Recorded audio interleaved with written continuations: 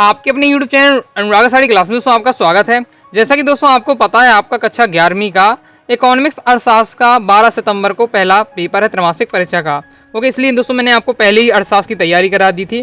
Okay, और इसलिए मैंने आपको पहले ही क्या है आपके अर्थशास्त्र पेपर के लिए क्या है इंपॉर्टेंट क्वेश्चन बता दिए थे, 2 अंक के, 3 अंक के, 4 अंक के। ओके, तो आई होप आपने जो मैंने आपको क्वेश्चन बताए थे उनके आपने सॉल्यूशन तैयार कर लिए होंगे। ओके, लेकिन उसी वीडियो में बहुत सारे कमेंट आ रहे थे सर आप क्या है जो क्वेश्चन बताए हैं उनका सॉल्यूशन भी अपने तरीके से बता दीजिए। ओके, तो आज इस वीडियो में आपको क्या है 2 अंक की महत्वपूर्ण प्रश्न का क्या है वो सॉल्यूशन के साथ बताने और समझाने वाला हूँ, इसलिए वीडियो को ध्यान से अंत तक देखिएगा। ओके, तो चलिए स्टार्ट कर लेते हैं। तो देखिए पहले क्वेश्चन है। ओके, बस मैं आपको इस वीडियो में सॉल्यूशन के साथ बहुत ही आसान भाषा में बताने वाला हूँ। ओके, तो 2 अंक की महत्वपूर्ण प्रश्न देख लेते हैं। तो पहला क्वेश्चन है अर्थशास्त्र से आप क्या समझते हैं। ओके, चलिए इसका सॉल्यूशन देख लेते हैं। तो इसका सॉल्यूशन आपका ये दिया हुआ अर्थशास्त्र से आप क्या समझते हैं। ओके, तो अर्थशास्त्र 2 शब्दों अर्थ प्लस शास्त्र से योग से बना हुआ है। अर्थ का अर्थ है धन और शास्त्र का अर्थ है विवेचना से होता है। ओके, तो इस प्रकार धन की विवेचना करने वाले शास्त्र को क्या कहते हैं, अर्थशास्त्र कहते हैं। ओके, चलिए नेक्स्ट क्वेश्चन देख लेते हैं।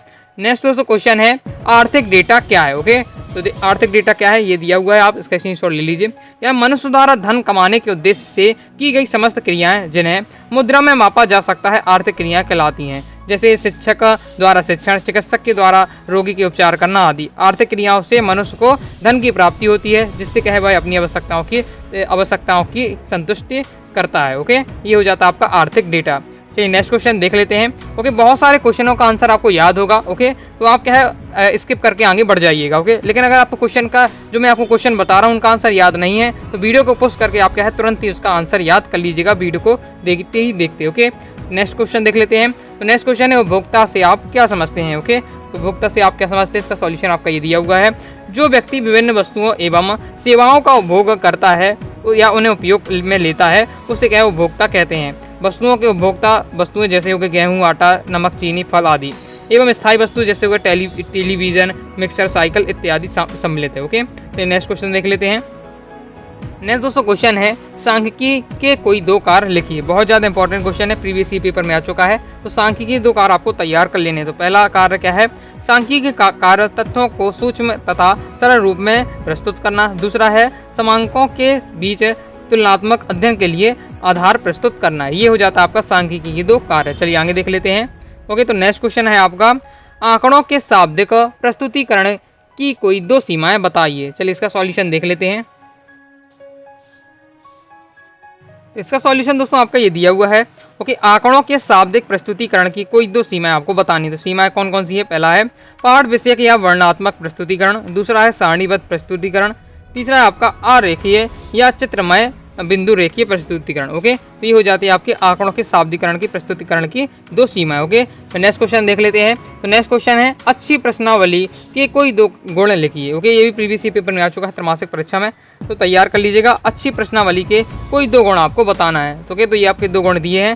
पहला है क्या है कि सरल और स्पष्ट प्रश्न स्पष्ट और क्या है सटीक होने चाहिए। ओके, तो नेक्स्ट है गुण है कि क्या है प्रश्नावली उदार और सीमित होना चाहिए। ओके, ये है आपकी अच्छी प्रश्नावली के 2 गुण। चलिए नेक्स्ट क्वेश्चन देख लेते हैं। नेक्स्ट दोस्तों क्वेश्चन है द्वितीयक डेटा प्राथमिक डेटा से किस प्रकार या भिन्न है। ओके, कैसे भिन्न है, चलिए इसका भी सॉल्यूशन देख लेते हैं। इसका सॉल्यूशन आपका ये दिया हुआ है। अभी तक दोस्तों हमने क्या है वीडियो को लाइक नहीं है, वीडियो को लाइक करके चैनल को सब्सक्राइब जरूर करिएगा। ओके, और कोई भी दोस्तों आपको डाउट हो तो क्या है कमेंट बॉक्स में जरूर पूछ लीजिएगा। देख लेते हैं। तो द्वितीयक डेटा प्राथमिक डेटा से किस प्रकार भिन्न है। तो प्राथमिक एवं द्वितीयक समंकों या डेटा में अंतर निम्नलिखित है। ओके, समंक का मतलब आपका डेटा ही होता है, तो ये आपके अंतर दिए हुए हैं। स्क्रीनशॉट आपको ले लीजिए 2 नंबर का, तो 2 पॉइंट आपको तैयार अच्छे से कर लेना है। ओके, जैसे क्या है जो प्राथमिक डेटा है ये मौलिक है, इनका क्या है संकलन स्वयं अनुसंधानकर्ता द्वारा प्रथम बार किया जाता है, जबकि जो द्वितीयक डेटा होता है ये मौलिक नहीं होते हैं वरन किसी अन्य संस्था या व्यक्ति के द्वारा संकलित किए जाते हैं। ओके, फिर नेक्स्ट है आपका जैसे प्राथमिक डेटा में ओके ये उद्देश्य के अनुकूल होते हैं, इनमें क्या है संशोधन की आवश्यकता नहीं होती है, जबकि जो आपका द्वितीयक डेटा है इन्हें क्या है संशोधित करने के उद्देश्य के अनुकूल बनाया जाता है। ओके, नेक्स्ट है कि आपको जो प्राथमिक डेटा है प्राथमिक डेटा में क्या है समय, श्रम और धन अधिक व्यय होता है, जबकि क्या है द्वितीयक डेटा में समय, श्रम, धन बहुत कम लगता है। ओके, ये हो जाता है आपका प्राथमिक डेटा और द्वितीयक डेटा में अंतर। तो नेक्स्ट देख लेते हैं क्वेश्चन। आगे दोस्तों आपका नेक्स्ट क्वेश्चन है अच्छे प्रतिदर्श की कोई 2 सीमाएं दीजिए। ओके, चलिए देख लेते हैं इसका सॉल्यूशन। तो तो इसका सॉल्यूशन आपका ये दिया हुआ है, अच्छे प्रतिदर्श की दो विशेषताएं आपको इसमें बतानी है। ओके, विशेषताएं हैं तो विशेषताएं निम्नलिखित हो जाएंगी। पहला है प्रतिदर्श पूरी आबादी का प्रतिनिधित्व होना चाहिए। दूसरा है एक प्रतिनिधि प्रतिदर्श प्राप्त करने के लिए प्रतिदर्श बेहतरीन ढंग से क्या है, यहाँ बेहतरीन होना चाहिए। ओके, बेहतरीन ढंग से चुना जाना चाहिए। ओके, चलिए नेक्स्ट क्वेश्चन देख लेते हैं। नेक्स्ट दोस्तों क्वेश्चन है, दो प्रकार के समांतर माध्य के नाम लिखिए।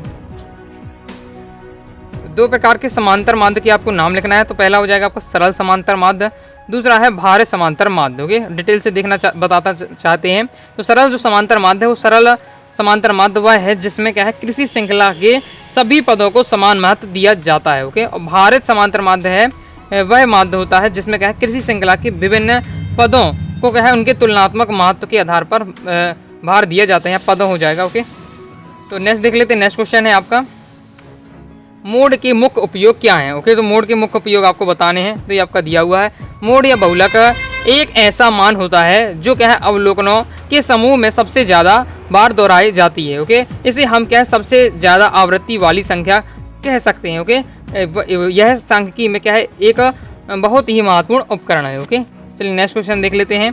नेक्स्ट क्वेश्चन है दोस्तों, बहुलक और मध्यिका के बीच दो मुख्य अंतर बताइए। ओके, तो ये आपके दिए हुए हैं बहुलक और मध्यिका के बीच मुख्य दो अंतर। तो क्या है जो आपका दिया हुआ है तो स्क्रीनशॉट आप इसका फास्ट ही ले लीजिए। ओके, चलिए नेक्स्ट क्वेश्चन देख लेते हैं। तो नेक्स्ट दोस्तों क्वेश्चन है, केंद्रीय प्रवृत्ति के माप के रूप में चतुर्थक के दो दोष बताइए। ओके, तो इसका भी सॉल्यूशन देख लेते हैं। इसका सॉल्यूशन दोस्तों आपका ये दिया हुआ है, केंद्रीय प्रवृत्ति के माप के रूप में चतुर्थक के दो दोष बताना है। पहला हो जाएगा मोड की परिभाषित नहीं किया जा सकता। ओके, मोड को क्या है परिभाषित नहीं किया जा सकता जब क्या है डेटा ना दोहराया जाए।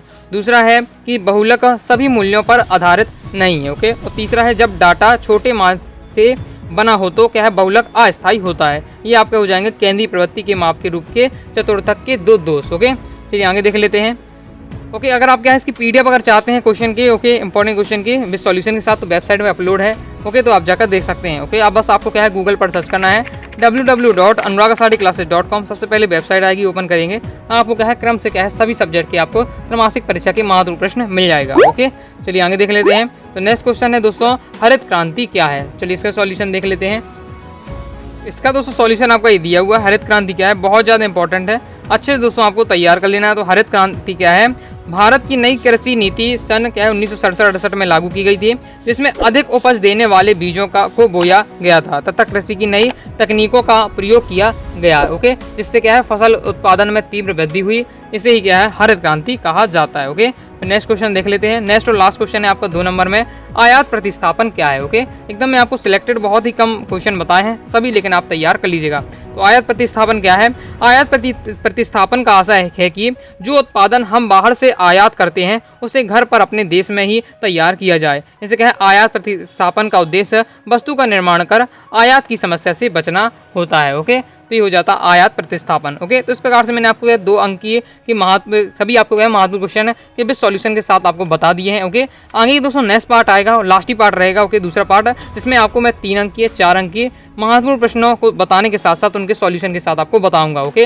तो आई होप दोस्तों आपको वीडियो पसंद आई होगी। वीडियो पसंद आए तो वीडियो को लाइक करके चैनल सब्सक्राइब जरूर करिएगा। कोई भी दोस्तों आपको डाउट हो कमेंट बॉक्स में जरूर पूछ लीजिएगा। और अभी तक आपने क्या है अपने टेलीग्राम चैनल को ज्वाइन नहीं किया तो ज्वाइन कर लीजिएगा, डिस्क्रिप्शन में आपको क्या है लिंक मिल जाएगी। ओके, जिससे आप क्या है नोट्स वगैरह आप एक्सेस कर सकें। ओके, और इन्फॉर्मेशन, और अगर आप वेबसाइट में से आप क्या है पीडीएफ भी प्राप्त कर सकते हैं। तो जाकर क्या है गूगल पर सर्च करिए www.anuragaclasses.com। ओके, तो मिलते हैं दोस्तों नेक्स्ट वीडियो में, तब तक के लिए बाय बाय।